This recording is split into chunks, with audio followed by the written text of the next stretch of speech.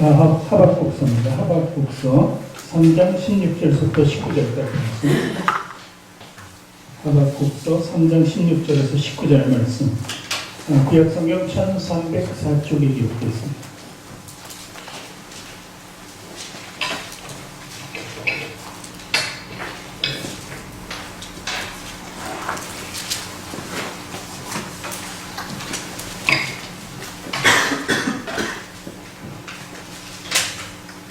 구약성경 1304쪽에 기록되어 있는 하박국서 3장 16절부터 19절까지 말씀. 우리 찾으셨으면 함께 봉독합니다. 내가 들었으므로 내 창자가 흔들렸고 그 목소리로 말미암아 내 입술이 떨렸도다. 우리가 우리를 치러 올라오는 환난 날을 내가 기다림으로 썩이는 것이 내 뼈에 들어왔으며 내 몸은 내 처소에서 떨리는도다. 비록 무화과 나무가 구성하지 못하며 포도나무에 열매가 없으며 감람나무에 소출이 없으며 밭에 먹을 것이 없으며 우리의 양이 없으며 외양간에 소가 없을지라도 나는 여호와로 말미암아 즐거워하며 나의 구원의 하나님으로 말미암아 기뻐하리로다. 주 여호와는 나의 힘이시라. 내 발을 사슴과 같게 하사 나로 나의 높은 곳에 다니게 하시리로다. 이 노래는 지혜하는 사람을 위하여 내 손에 맞춘 것이니라. 아멘. 두 손을 가슴에 얹고 저를 따라 고백하시기 바랍니다. 하나님께서는 나를 사랑하신다. 하나님께서는 나를 존귀하게 여기신다. 하나님께서는 나를 축복하신다. 하나님께서는 내 문제를 해결해 주신다. 믿으십니까? 아멘. 오늘도 서로 인사를 나누죠. 당신을 사랑하고 축복합니다. 어떻게 좋은 자가 되시나요? 당신을 사랑하고 축복합니다.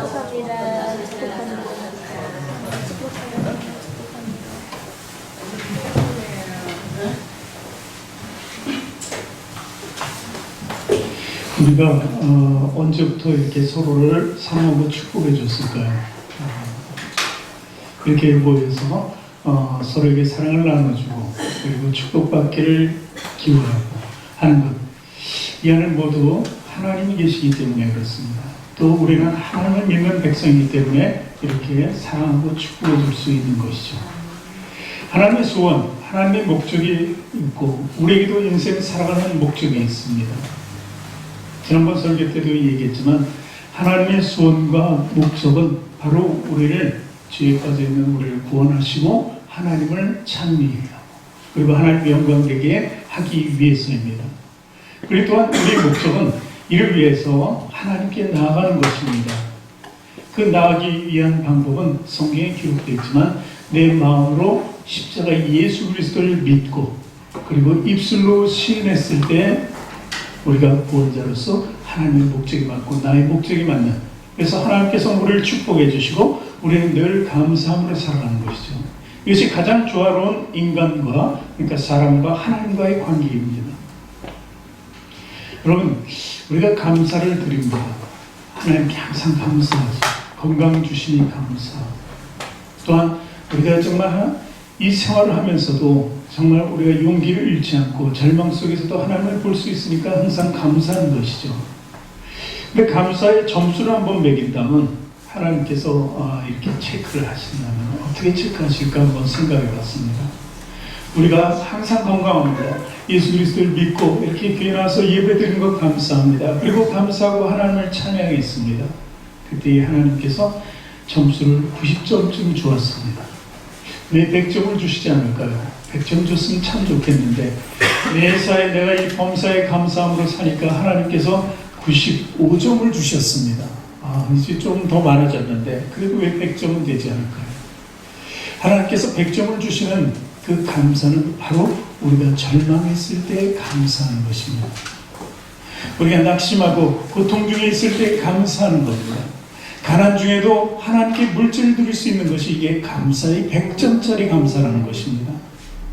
하나님께서는 우리가 모든 것을 평탄한 삶 속에서 살아가는 것을 감사할 때 그 감사를 모두 100점으로 받지 않고 우리를 연단하기 위해서 우리를 시험하고 때로는 우리가 공경에 처했을 때도 정말 나에게 감사한가 그것을 보시고 거기에 점수를 후하게 주신다는 말씀입니다. 오늘 하박국은 그런 감사를 하나님께 드리고 있는 것입니다. 그래서 100점짜리 감사에 대해서 우리가 이 감사를 드릴 수 있는 의로운 성도의 삶을 살기를 원합니다. 그래서 제목이 의로운 성도의 삶입니다. 오늘 본문 배경을 한번 봅니다. 하박국이라는 이 선지자, 이 예언자라고 볼 수 있는데 2500년 전 사람입니다. 그때 유다 사람이에요. 유다 다윗이 세운 왕국이 있습니다. 아주 굳건한 왕국이죠. 이스라엘이 있었습니다. 근데 다윗의 후에 솔로몬으로 넘어가고 그 이후의 왕들이 이제 타락하고 하나님을 떠나고 우상을 숭배합니다. 그래서 그 왕권들이 다 흔들리게 되고 백성들은 죄에 빠지게 됩니다. 이런 혼란의 시대를 맞아서 이 나라가 두 개로 쪼개지고 북이스라엘과 남유다죠. 이제 북이스라엘이 또 아수르라는 나라의 침략하에 완전히 멸망하게 되고 그 다음에 나머지 남은 나라가 유다죠.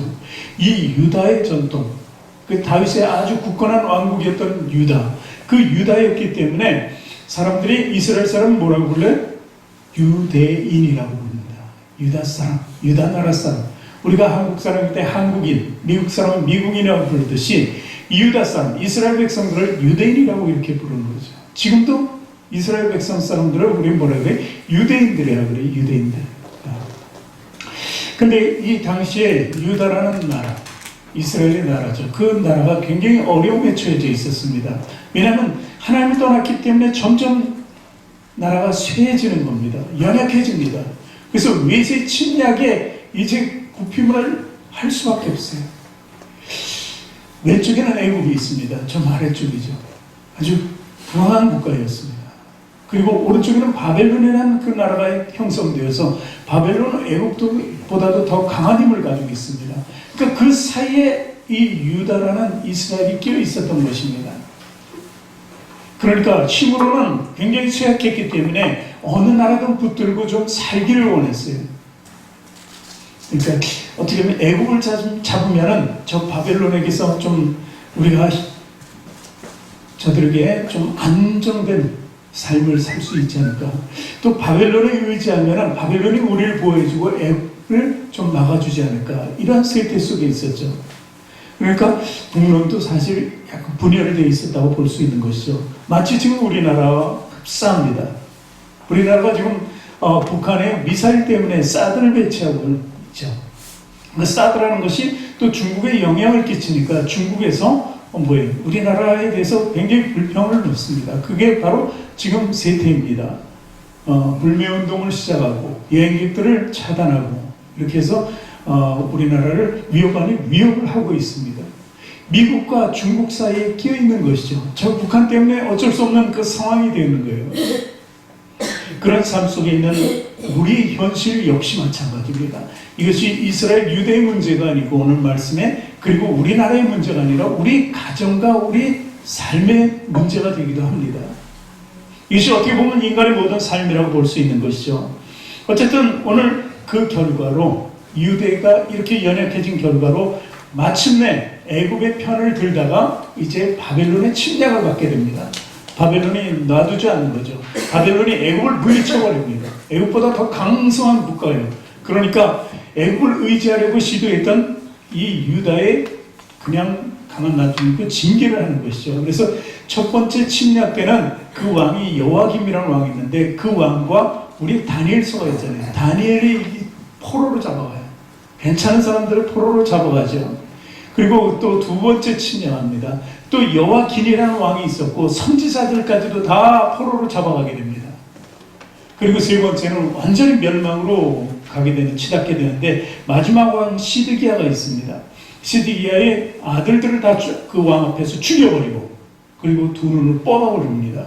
그리고 그들을 바벨론으로 끌고 가게 되는 것입니다. 뿐만 아닙니다. 이것이 계속됩니다. 왕궁을 불사르고 예루살렘의 모든 귀인들의 집들을 다 불살라버립니다. 그리고 또한 이 사람들을 포로로 이끌어가는데 기본적으로 남아서 농사 지을 수 있는 그런 비천한 사람들만 놔두갑니다. 그 포도에 농사를 지어서 농사를 그 조공으로 바치게 여기게 되죠. 웬만한 사람들은, 똑똑한 사람 다 포로로 끌고 와서 정치적으로 군사적으로 아무것도 할 수 없는 그 연약한 그런 민족이 되도록 만든 것이 바로 바벨론입니다.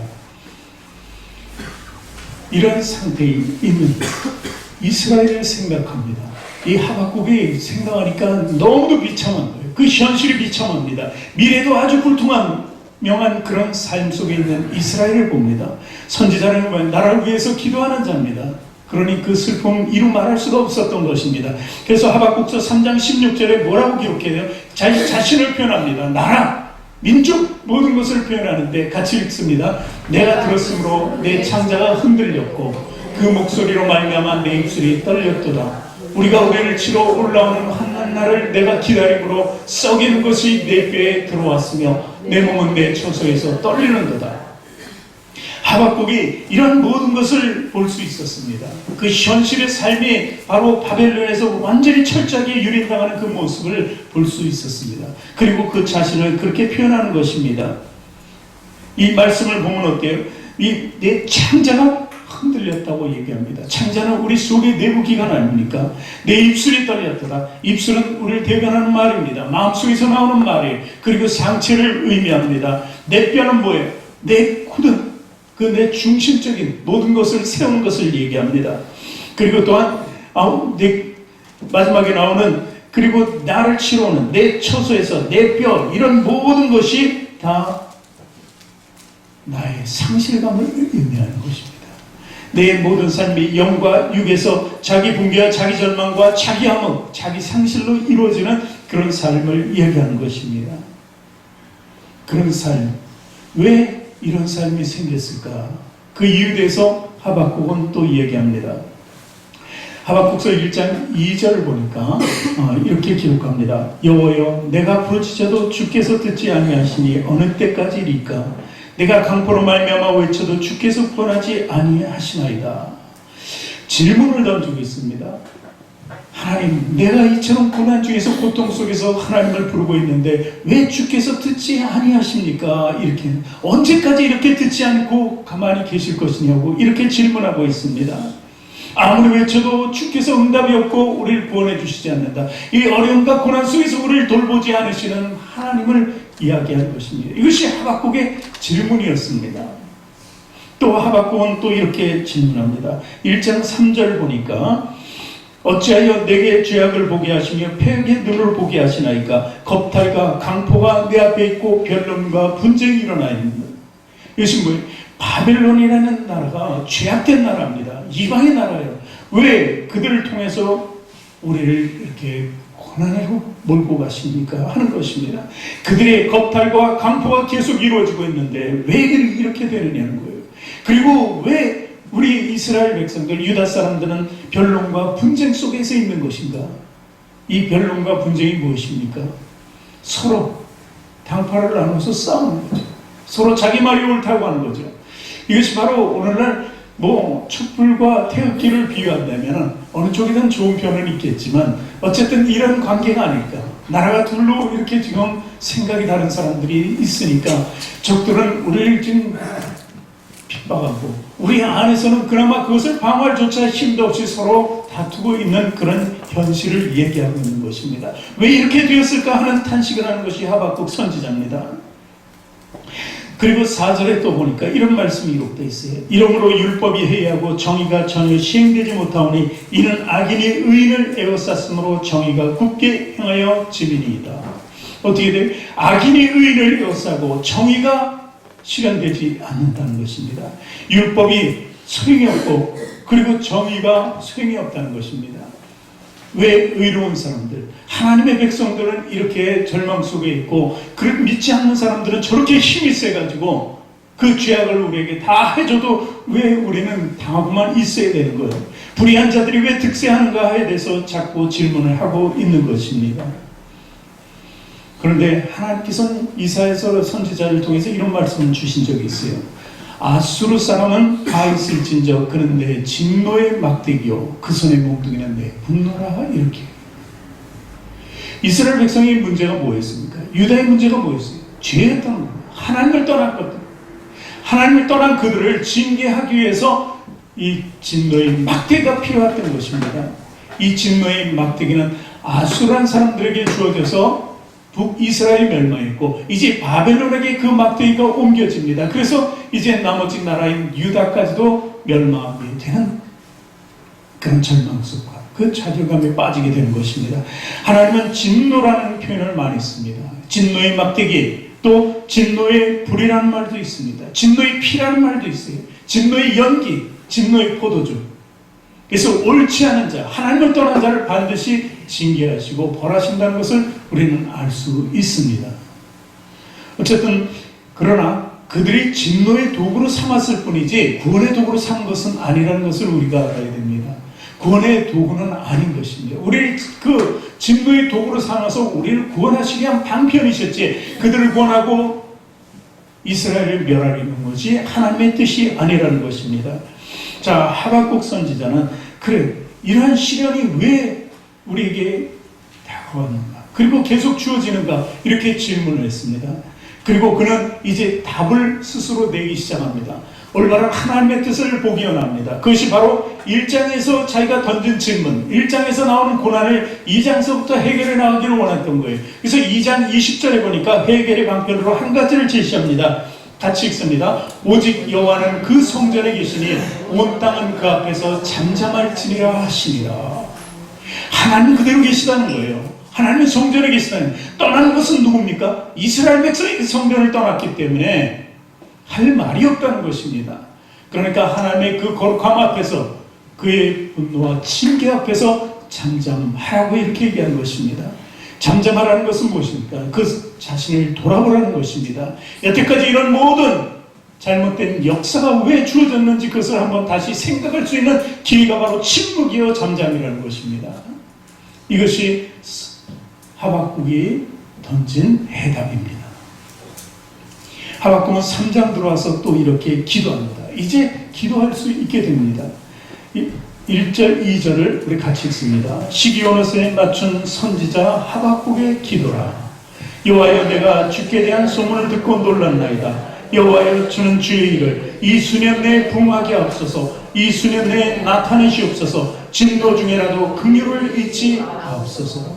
이 말씀이 뭡니까? 뭘 보고 놀랬다고 이렇게 표현합니다. 그것은 자기 자신들의 죄였습니다. 백성들의 죄였습니다. 여태까지 하나님을 떠나고 우상을 섬기고 쾌락에 빠져있던 그런 자신과 자신들의 백성들이 모두 잘못됐다는 것을 이제 발견하고 놀랬다는 것입니다. 그 잠잠하던 차에 내가 돌아보고 기도했더니 모든 것을 깨달아 알았는데 그것은 자신들의 죄악이었다는 것입니다. 영적인 눈이 떠져보니까, 현실을 바라보니까 이런 모든 것이 죄였다는 것입니다. 그것을 돌아보니까 그 죄가 너무나 많았다는 거예요. 너무 크다는 것을 알았다는 것입니다. 그래서 스스로 놀랄 수밖에 없었다고 이렇게 표현하고 있는 것입니다. 그리고 이제 간합니다. 부흥케 하소서, 나타내 주옵소서, 긍휼을 베풀어 달라고 이렇게 얘기합니다. 여기서 부흥이라는 것이 무엇입니까? 하나님의 은혜를 다시 한번 체험하게 해달라는 거예요. 자기가 범죄함으로 말미암아서, 자신들의 범죄로 말미암아 하나님의 은혜가 떠났는데 그 은혜가 다시 돌아오기를 기대하는 것입니다.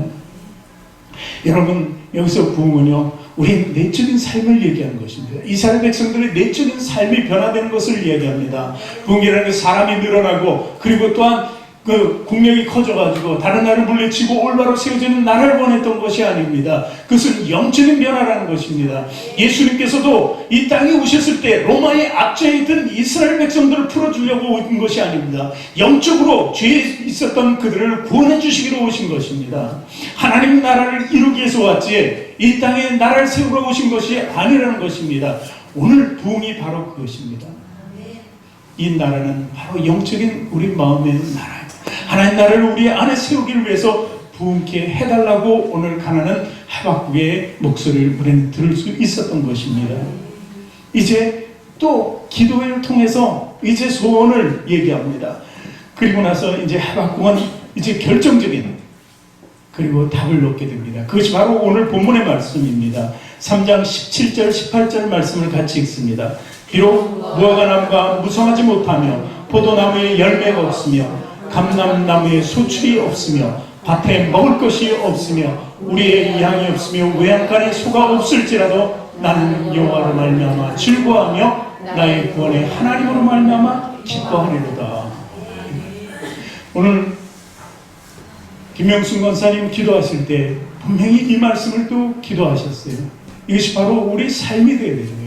이 대표적인 기도, 이 메시지 속에 우리의 삶에 대한 목적이 무엇인지를 안다면 지금 현실에 처해 있는 우리의 삶이 너무나 힘들고 괴롭고 고통 속에 있더라도 이 기도를 통해서 승리하고자 하는 그 삶입니다.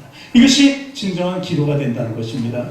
지금 읽은 말씀에 뭐가 없어요? 6가지나 없다 그래요. 6가지. 6가지 뭐예요? 현실적으로 지금 삶에 꼭 필요한 것이 6가지입니다. 그 6가지가 한 가지만 없어도 그 중에서 참 힘들고 어려운데 6가지가 다 없어도라는 이런 얘기를. 첫 번째 뭐가 없어요? 2가지를 하나로 무화과나무와 포도나무가 없다는 것입니다. 이 포도나무는 포도즙을 냅니다. 그래서 사람이 즐거움을 주는 거예요. 이 즐거움이 없어져도. 그리고 2번째 없어진 건 감람나무에 소출이 없다. 이것은 돈이 없다는 얘기가 똑같습니다. 감람나무는 기름이에요. 기름은 돈이 되는 것이거든요. 자, 그리고 3번째는 밭에 소출이 없다. 먹을 것이 없다는 거예요. 식량이 없고 배고프고 가난하다는 것을 의미하는 것이죠. 4번째, 우리의 양이 없다. 이것은 이스라엘 백성들에게 굉장히 큰 의미로 다가옵니다. 제사 드릴 가축이 없다는 거예요. 재물이 없다는 것입니다. 얼마나 이게 큰 문제입니까? 영적으로. 이런 양도 없고, 5번째는 외양간에 송아지, 소가 없다는 거예요. 소가 없다는 건 뭐예요? 사업이 안 된다는 것을 얘기합니다. 실질적으로 소가 없으니까 밭을 갈 수가 없는 거예요. 일을 할 수가 없는 거예요. 직장이 없고 이런 것을 의미하는 거예요. 이 5가지가 6가지로 표현되어 있는데 이 6가지가 다 없다는 거예요. 이게 참으로 참담한 것입니다. 한 가지만 없어도 우리는 눈물을 흘리며 기도할 수밖에 없잖아요. 근데 이 6가지가 없을지라도 실제적으로 지금 이스라엘은 이렇게 되어가고 있고 하박국 선지자의 때는 지금 이런 상황이었다는 것입니다. 그런데 그 모든 것을 집약하고 기도를 드리는 거예요. 지금 이 때가 지금 우리의 삶이 이럴지라도 라고 하면서 기도하는 하박국을 볼 수 있는 것입니다. 그리고 나서 18절에 그래도 나는 여호와로 말미암아 즐거워하며 구원의 하나님으로 말미암아 기뻐하리로다. 여기서 중심은 뭐예요? 구원입니다. 구원. 이 모든 것을 잃었어도 내 육적인 생명을 뺏어갈 그런 상황이 왔어도 우리의 영적인 구원은 하나님께 달려있고 내가 구원이라는 걸 깨달아 알므로 인해서 나는 기뻐할 수밖에 없다는 것을 이야기합니다. 이것이 바로 하박국이 얘기하는 것. 현실에 처해 있지 않고 미래를 보는 신앙입니다. 앞으로 나가는 약속된 미래에 대한 기쁨이에요. 이 절대적인 기쁨이에요. 그러니까 절대적인 감사가 나올 수밖에 없는 것입니다. 이것이 하박국이 오늘 답을 낸 것입니다. 우리는요, 풍랑을 맞을 수가 있어요. 풍랑이 뭐예요? 바람이 세차게 부는 거예요. 큰 파도가 밀려오는 거예요. 그런데 그것이 굉장히 힘들고 어렵습니다. 그런데 어쩌면요, 그 바람과 파도는 삽시간에 불어와서 그 배를 침몰만 안 하면 더 빨리 목적지로 이동시킬 수 있다는 거예요. 잔잔한 바다는 배가 늦게 가지만 바람이 세면은 그 배는 빨리 갈 수밖에. 어쩌면 그 고난을 통해서 목적지에 빨리 도달할 수 있는 그런 방법이 될 수 있는 것이 바로 풍랑이라는 거예요. 그것이 바로 우리 삶이 되어야 된다는 것입니다. 여러분, 사도 바울이 죄를 입었어요. 당시 죄를 입었다고 해요. 그래서 이 사도 바울이 로마에 끌려와서 로마 시민권이 있으니까 로마의 법정에 서기를 원했습니다. 그리고 배를 타고 로마로 가는 길에 풍랑이 일었습니다. 근데 풍랑이 일어가지고 배가 다 깨졌지만 그 목숨은 다 살았어요. 한 섬에 이르렀습니다. 왜 그 섬에 이르렀을까요? 사도 바울이 그 섬에 이르름으로 인해서 그 섬 자체가 구원됐다는 사실입니다. 이것이 바로 하나님의 뜻이라는 거예요. 우리는 그 미래를 잘 바라볼 수 없습니다. 알 수 없습니다. 그러나 순종하는 삶 속에서 우리는 그것이 미래에 다가오는 우리의 놀라운 축복이라는 것을 알아야 한다는 것입니다. 리차드 봄블란트라는 사람이 쓴 책에 절망 중에 즉 감옥 같은 환경 속에서 기도하고 찬양하는 것은 기적을 일으키는 역사를 만든다고 합니다. 사실 그 말씀이 오늘 이 사람이 책을 썼지만 누구의 얘기를 쓴 거예요? 사도 바울 얘기를 또 쓰고 있는 거예요. 사도 바울이 옥에 갇혔습니다. 하나님 말씀을 전하다가 옥에 갇혔어요. 착고에 옥문은 잠겨 있고 그리고 몸뚱아리는 착고에 묶여 있습니다. 그런데 하나님을 찬양합니다. 하나님을 찬양하는 거예요. 왜 찬양할 수밖에 없을까요? 바라볼 곳이 없으니까 그 안에서 어디에 위의 것을 바라보기를 원했던 것입니다. 고린도후서 4장 8절에서 10절 말씀을 한번 읽어봅니다.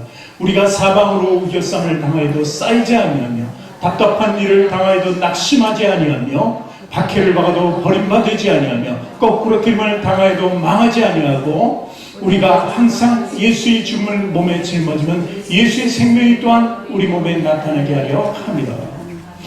자, 사도 바울의 이런 삶은요, 좌우를 보니까 완전히 우겨쌈을 당했어요. 어디에 빠져나갈 구멍도 없습니다. 죽음과 절망만이 기다리고 있습니다. 그런데 그는 거기서 무엇을 보았어요? 찬양은 우리가 어디를 보고 합니까? 시온을 보고 합니다. 하나님을 보고 위의 것을 바라보고 하는 것입니다. 우리를 아무리 우겨싸도 위는 뚫려 있는 것입니다. 그 뚫려 있는 곳을 향해서 우리는 찬양하는 것입니다. 그러니 그 모든 묶인 것이 풀리고 옥문이 열려진 것입니다. 이것은 무엇을 의미해요? 우리가 위를 본다는 것은 무엇입니까? 신앙의 눈으로 위를 본다는 것은 예수님을 바라본다는 거예요. 예수님이 죽었지만, 십자가에 죽었지만 3일 만에 부활하시고 어디 계세요? 위에 계시잖아요. 승천한 곳이 어디 위라는 것입니다. 그리고 또한 그 예수님이 중보하여 기도하는 것도 위에 계신 것입니다. 이런 모든 것이 바로 위에 있는 거예요. 그래서 우리는 어려운 상황 속에도 위를 볼 수 있는 것입니다. 우리는 오늘 하박국에서 배운 찬양과 감사를 알아야 하는 것입니다. 예전에 지하철, 지금도 모르겠습니다. 지하철을 많이 타던 때에 보면은 지하철 안에는 이런 사람이 다닙니다. 늙는 맹인이 그 지하철 안에서 뭔가 이끌고 마이크를 하나 들고 목에 걸고 하나님을 찬송가를 쭉 부르면서 구걸하는 것이죠. 그러면서 지하철 칸칸이 열면서 저쪽으로 왔다 갔다 하지 않습니까? 그것을 봤을 때 참, 저 사람 구걸할 게 없어서 하나님을 팔아서 구걸하나 이렇게 생각할 수도 있었습니다. 근데 어느 날 그 모습을 보고 제게 문득 다가온 것이 있습니다. 저 사람은 그래도 저 상태에서 맹인이잖아요. 먹고 살 수 있는 방법이 구걸할 수밖에 없는 그밖에 없는데 그래도 하나님을 찬양하면서 먹고 살려고 하는구나 하는 모습을 발견할 수 있는 거예요. 그렇다면 우리는 얼마나 우리 건강한 삶 속에서 우리 이 삶 속에서 하나님을 찬양하는가 한번 생각해 볼 필요가 있지 않나 봅니다. 하나님을 찬양하는 것, 하나님 감사하는 것, 그것이 바로 우리에게 답이 될 수 있다는 것을 볼 수 있는 것입니다. 오늘 위에 계신 예수 그리스도와 하나님을 본다는 것이 중요한 것입니다. 그렇다면 그것을 봤다면 우리가 이 땅에서 답을 낼 수 있는 그 행위는 무엇인가? 그것은 첫 번째로 십자가를 지고 따르는 것입니다. 두 번째로 구원의 하나님만을 계속 보는 것입니다. 세 번째, 고통과 고난 속에서도 주님을 붙잡고 찬양하는 것이라는 겁니다. 이것이 바로 우리에게 해결되는 방법이 되어야 한다는 것입니다. 우리는요, 지금 물질적으로, 건강이나 지식적으로, 사업, 이런 모든 것이 편안해지고 평탄해졌을 때 그것을 기준으로서 감사를 드리는 것이 아니에요. 그것도 물론 감사하다고 볼 수 있죠. 그러나 절대적인 감사는요, 우리가 정말 하박국 선지처럼 모든 것을 잃는 기준을 두고 감사할 수 있어야 된다는 것입니다. 앞을 보고 뒤를 돌아볼 때 좌우를 돌아봐도 아무것도 없어도 나를 구원하기 위해서 지신 십자가의 죽음, 그 십자가, 그 주님을 바라볼 때 저절로 우리의 감사의 탄성이 나와야 된다는 사실입니다. 물론 어렵죠. 어렵지만 우리는 계속 해야 하는 것입니다. 왜 주님만을 바라봐야 돼요? 그것이 답이기 때문에 그래요. 감사의 능력은 어디서 나와요? 오늘 3장 19절 말씀 마지막으로 읽어봅니다. 주 여호와는 나의 힘이시다. 나의 발을 사슴과 같게 하사 나로 나의 높은 곳에 다니게 하시리로다. 이 노래는 지혜하는 사람을 위하여 내 수금에 맞추는 것이니라. 뭐라고 여길 방법이 있잖아요. 주 여호와는 뭐라고 해? 나의 힘이시라는 거예요. 우리가 바라볼 수 있는 능력은 오직 여호와 하나님밖에 없다는 것입니다. 우리가 야베스를 알지 않습니까? 야베스는 정말 너무 힘든 삶을 사는 사람이었어요. 태어날 때 아마 장애를 입고 태어났습니다. 누구도 돌볼 수 없는 것이죠. 장애인 가진 사람은요, 부모들이 굉장히 힘듭니다. 죽을 때까지도 정말 마음 편하게 죽을 수 없는 것이 장애인을 가진 부모입니다. 그런 장애인 같았던 장애인일 수 있었겠죠. 그 야베스가 기도하는 것, 자기 부모를 놓고 자기 형제를 놓고 다 자기를 돌볼 사람은 어머니밖에 없을 거예요.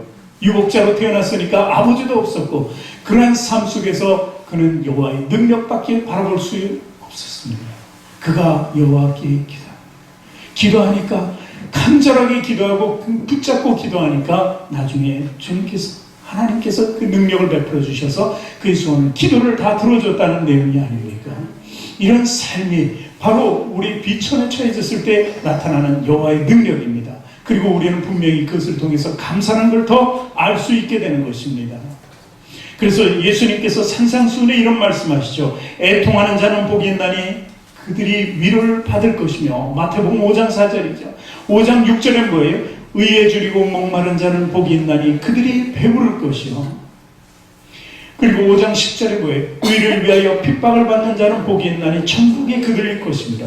이렇게 힘들고 어렵고 고통과 고난 속에 있어도 천국을 볼 수 있는 것이 바로 배부른 삶이고 위로받을 수 있는 삶, 여호와의 능력을 의지하는 거예요. 하나님의 능력을 의지하는 거예요. 하나님이 역사의 주인공이시잖아요. 모든 만물을 창조하신 분이. 그러니까 하나님의 주권을 믿으면 그 능력이 우리에게 옵니다.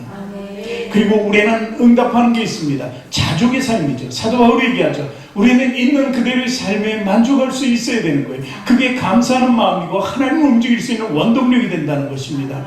그것이 생활 속에 우리 있을 때 하나님께서는 우리를 늘 견인해 가신다는 것을 믿으시기 바랍니다. 참으로 그 하나님이 누구시길래, 그 예수님이 누구시길래 저 이방 사람들, 믿지 않는 사람들은 우리를 왜 하는 시각으로 봅니다. 그러나 우리는 분명히 합니다. 하나님은 살아계신 역사의 주인공이시라는 것을. 여러분, 성경에 룻기가 있죠. 룻기는 참으로 아름다운 시적인 그 표현을 쓴 아름다운 성경의 규절입니다. 여러분, 주인공이 있습니다. 나오미라는 주인공이 있고, 그 다음에 룻이라는 주인공이 등장합니다. 나오미라는 한 가정이 베들레헴에 자기가 살던 곳이 기근이 들었어요. 그래서 남편과 아들들을 데리고 모압 땅이라는 그 조금 풍년 땅으로, 그 당시 봤을 때도 그걸로 갑니다. 한 10년쯤 지나니까 그 땅 삶에서 기반을 잡기 시작하고, 그리고 아들들이 결혼을 하게 됩니다. 그런데 이게 웬일입니까? 남편이 죽고 그 아들 둘 다 죽습니다. 결혼한 아들 둘이 죽으니까 이제 나오미라는 그 여인에게 남은 것은 바로 며느리 둘이었습니다. 근데 며느리 둘이 자기에 무슨 상관이 있습니까? 그러니까 너희들은 이제 돌아가라. 내가 이 땅에서 살 수 없으니 나는 베들레헴으로 다시 돌아가리라고 할 때, 한 여자는 그냥 나는 그래요. 나는 그냥 내 친정으로 돌아가는 것이 낫겠습니다. 이렇게 얘기합니다. 그런데 상대적으로 룻이라는 여인이었습니다. 룻과 오르바라는 여인이 두 며느리였었는데, 오르바는 자기 집으로 돌아가지만 룻은 어머니를 따라서 베들레헴 가기를 원하는 것입니다. 그러면서 룻의 고백이 뭐예요? 룻기서 1장 16절 17절 봅시다. 같이 읽습니다. 룻이 이르되 내게 어머니를 떠나며 어머니를 따르지 말고 돌아가라. 강권하지 마옵소서. 어머니께서 가시는 곳에 나도 가고 어머니께서 머무시는 곳에 나도 머물겠나이다. 어머니의 백성이 나의 백성이 되고 어머니 하나님이 나의 하나님이 되시리니 어머니께서 죽으시는 곳에서 나도 죽어 거기 묻힐 것이라. 만일 내가 죽는 일 외에 어머니를 떠나면 여호와께서 내게 벌을 내리시고 더 내리시기를 원하나이다 하는지라. 여기서 어머니라는 표현이 무엇입니까? 바로 하나님을 의미합니다. 어머니 속에, 나오미 속에, 어머니 그 마음 속에, 그리고 모든 삶 속에 들어계신 하나님을 발견했기 때문에 하나님을 따르는 것입니다. 그러니까 여호와께서 내게 벌을 내리신다. 어머니를 떠나면 이 말을 하는 거예요. 벌을 내리셔도 내가 달게 봤다. 이것은 바로 나오미를 향한 삶이 아니라 하나님을 향한 삶인 것입니다. 이런 삶. 베들레헴으로 떠나면 뭐가 있습니까? 아무것도 없는 거예요. 지금 하박국 선지자가 있는 이스라엘 백성들의 상태와 이 룻이 처해 있는 삶의 현장과 다를 바가 없다는 것입니다. 그런데 그는 그 어머니를 쫓아 자기 평생에 한 번도 가보지도 못한 그 베들레헴으로 가기를 원했던 것입니다.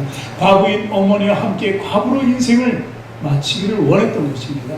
그러나 하나님께서는 그 룻을 그냥 놔두지 않죠. 하나님 예수 그리스도의 계보에 만들어 주시기 위해서 그 아름다운 룻을 사용합니다. 그래서 아름다운 시죠. 그 그의 고백이 아름다운 시였고 하나님을 감동시켰기 때문에 그 어려운 상황 속에서 룻을 들어다가 다윗의 증조 할머니가 되게 하는 놀라운 은혜의 역사를 하나님께서 써가시는 것입니다. 이런 삶이 바로 진정한 감사의 삶이라는 것을 믿으시기 바랍니다. 우리는요, 예수 그리스도의 구속의 은혜로 하나님의 자녀가 되었습니다. 하나님께서는 그 아들까지 내어주셨잖아요.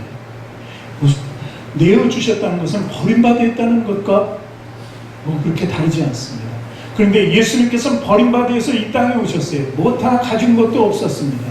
그런데 예수님께서는 그 없는 그런 삶 속에서 또한 그 가진 것, 목숨까지도 내어놓으셨다는 사실입니다. 하박국 선지자에서 나온 고백 속에는 우리 삶의 현실을 다 잃어버린 거예요. 삶을 잃어버렸어요. 그래도 남은 것은 목숨이었습니다. 근데 예수님은 이 땅에 오셔서 그 목숨마저 버렸습니다. 왜냐하면 감사해서. 예수님도 감사하는 거예요. 무엇을 감사합니까? 다 이루었다 하는 말씀으로 감사의 표현을 했어요. 무엇을 다 이루었어요? 구원을 이루었다는 겁니다. 내가 모든 인류의 백성들의 죄를 대신 가지고 내가 죽었다는 것을 의미합니다. 그리고 구원을 이루었다는 것, 아무도 할 수 없었던 구원을 예수님, 두 번째 아담 그분이 이 땅에 오셔서 이루었다는 것입니다. 이것이 하나님께로 향한 감사였습니다. 그 감사는 하나님 보좌 우편에 앉아 계시고 정말 하나님 또 한 번 하나님으로 계속해서 살고 계시는 것입니다. 이것이 바로 우리의 삶의 목적이 되어야 된다는 것입니다.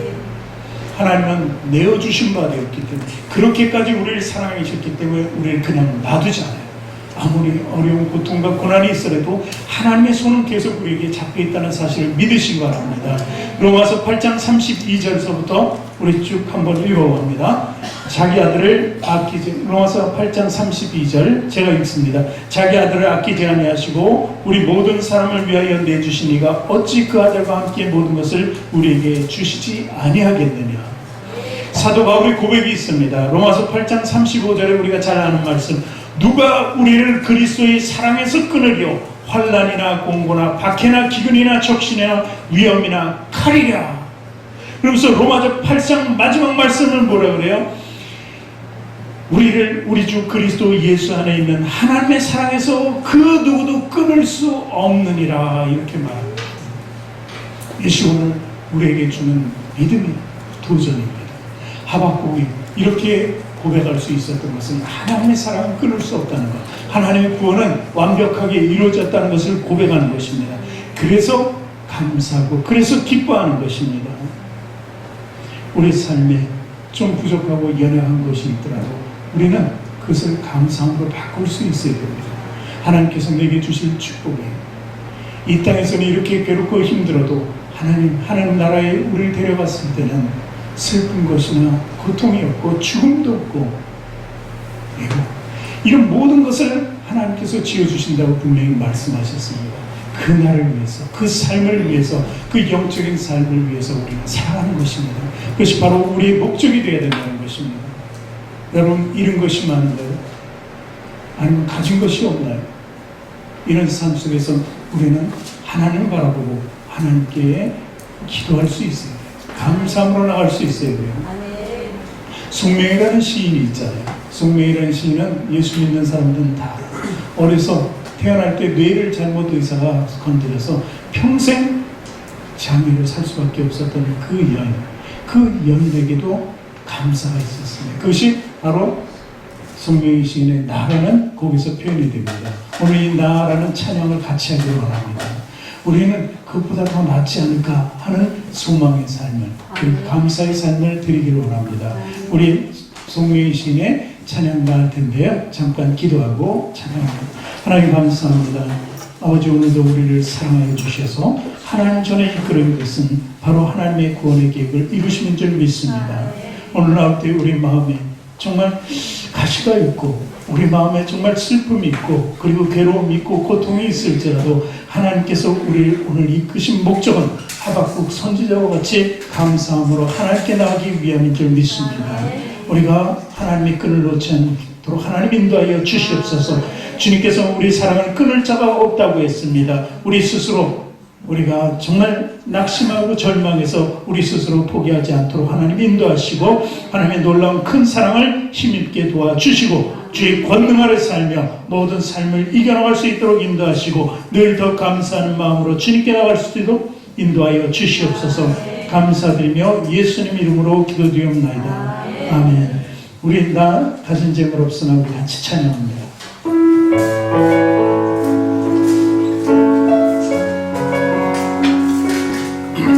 우리 찬양팀도 같이 찬양합시다.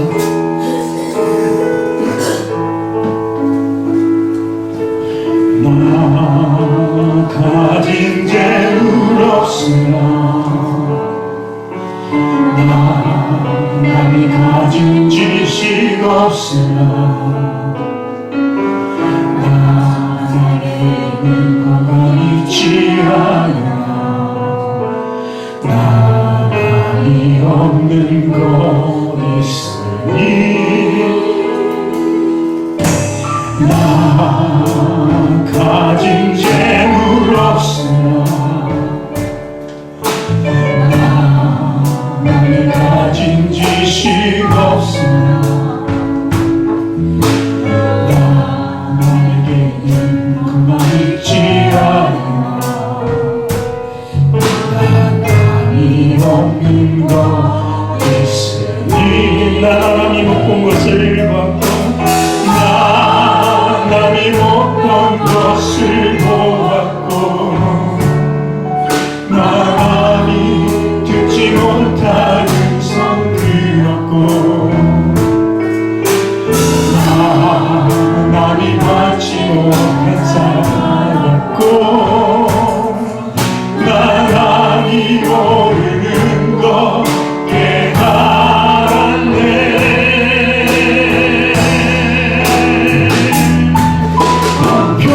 공평하신 하나님이 남이 가진 건 다 없지만 공평하신 하나님이 남이 없는 것 같아. 우리 처음부터 나 가진 재물 없으나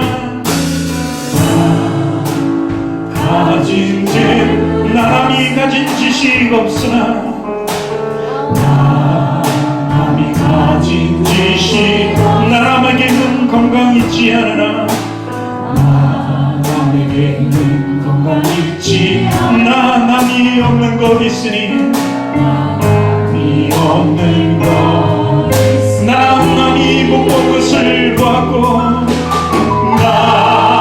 남이 못 본 남이 듣지 못한 음성 들었고 듣지 못한 남이 받지 못한 사랑받았고 남이 모르는 것 깨달았네. 모르는 것 깨달았네. 공평하신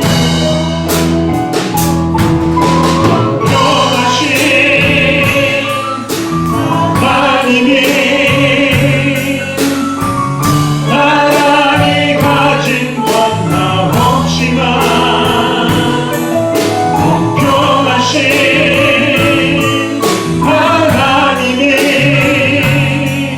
나란히 없는 것 같게. 다시 한번 공평하신 하나님 공평하신 하나님이 하나님 나란히 가진 건 나 없지만 나란히 가진 건 나 없고 공평하신 하나님 공평하신 하나님이 내게 없는 것 나란히 없는 것. 다시 한번 우리 같이 일어납니다. 공평하신 하나님 공평하신 하나님이 나란히 가진 건 다 없지만 공평하신 하나님이 나란히 없는 것. 다시 한번 정신을 올려주다. 공평하신 하나님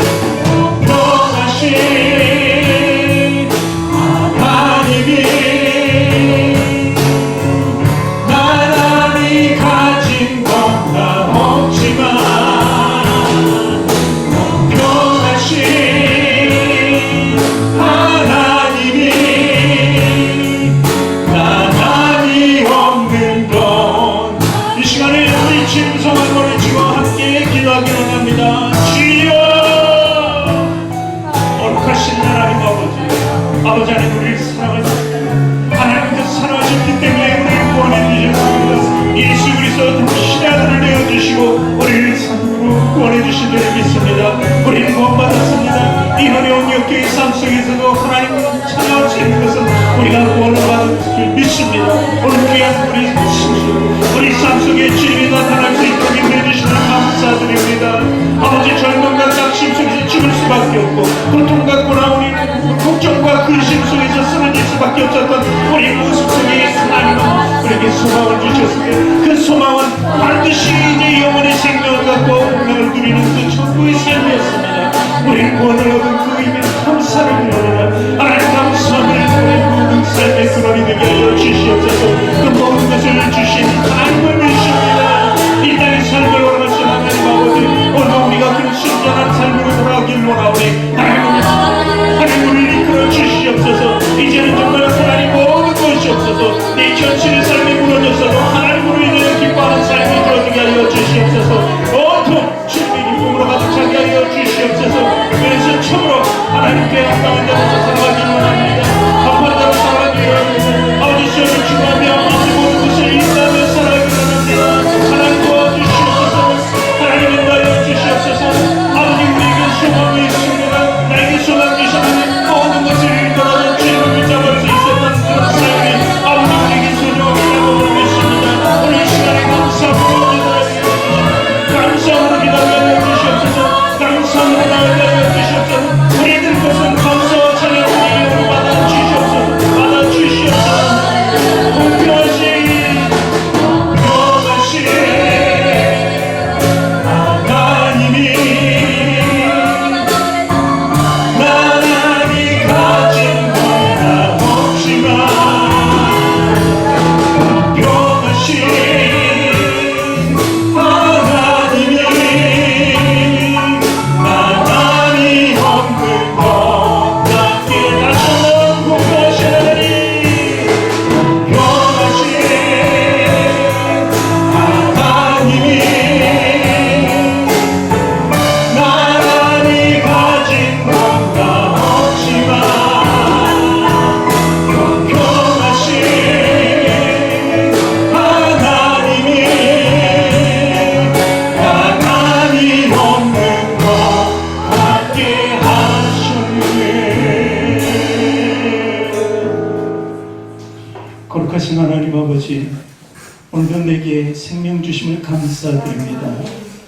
하나님 아버지, 우리 삶과 현실적인 모든 것 하나님 너무도 어렵고 힘들고 이 세대 속에서 절망과 낙심 속에 살아갈 수밖에 없는 우리의 모습입니다. 그러나 하나님께서는 그 아들 예수 그리스도를 내어주심으로 말미암아 세상이 줄 수 없는 평강을 우리에게 허락하셨습니다. 이제 그런 어떤 모든 것들도 우리 지배하지 못하도록 하나님의 능력 가운데 있게 하여 주시옵소서. 모든 것을 잃을지라도 생명을 얻은 것에 감사할 수 있도록 하여 주시옵소서. 믿음에 있을 수 있도록 인도해 주심을 감사드립니다. 입술로 날마다 주님을 찬양하고 아버지 주를 우리 구주라고 신할 수 있도록 인도해 주시니 감사드립니다. 이런 삶이 우리 삶이 지속되게 하여 주시옵소서. 모든 다가온 걱정과 근심과 두려움, 공포 이 모든 것에서 헤어나올 수 있는 것은 바로 예수 그리스도의 죽음밖에 없었습니다. 십자가밖에 없었습니다. 우리의 죄를 도말하신 그 예수님의 능력이 우리 모든 것을 다 다스리지 않겠습니까? 오늘도 소망과 미래의 삶을 품고 살아갑니다. 인내로서 살아갑니다. 불평하지 않고 원망하지 않고 오직 주님을 의지하며 주님을 사랑한다고 고백하는 우리 모습 되도록 하나님 인도하여 주시옵소서. 오늘도 삶에 문제가 있는 우리 귀한 성도들이 있습니다. 특별히 몸이 아픈 자들이 있습니다. 하나님 그들을 기억하여 주시옵소서. 그들은 아마 입으로 공평하지 않다고 이렇게 말할 수 있지만 아버지 하나님 공평하신 하나님, 그 하나님은 우리를 구원해 주신 것입니다. 구원으로 말미암아 기뻐하게 하여 주시옵소서. 특별히 아버지 저들의 입술을 사용하시고 저들의 마음과 저들의 영을 사랑하여 주셔서 이제 육신적인 회복이 따르기를 원합니다. 우리 윤호식 한수 집사님, 장영익 집사님, 하나님 만져 주시옵소서. 하나님 치유하여 주시옵소서. 우리 홍기찬 집사님, 김혜훈 집사님, 우리 김정숙 성도님도 하나님 치유해 주실 줄 믿습니다. 나음받고 고침받고 하나님을 더 영광되게 찬미하는 입술을 가질 수 있도록 하나님 역사하여 주시옵소서. 이것이 바로 성도의 소망이며 기쁨인 줄 알게 하여 주시옵소서.